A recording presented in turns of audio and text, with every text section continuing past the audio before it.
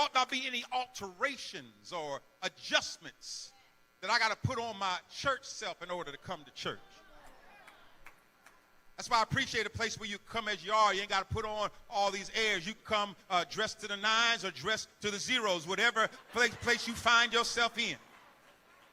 But listen, just because you come as you are don't mean you ought to stay as you are.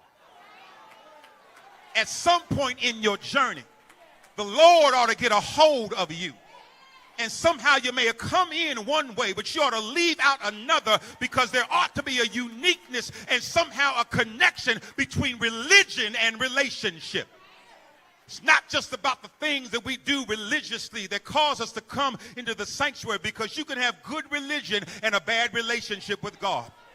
You can know every hymn, you can know every scripture, you can know every creed, you can know how to jump and shout on cue, you can know all those things that are happening in the church and still be a mean, nasty son of a... don't get me...